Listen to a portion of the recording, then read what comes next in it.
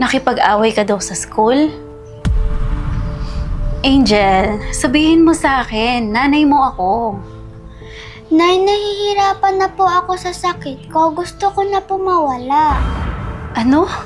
Huwag mo naman sabihin yan, anak. Di ba sabi ko naman sa'yo, lahat ng problema may solusyon.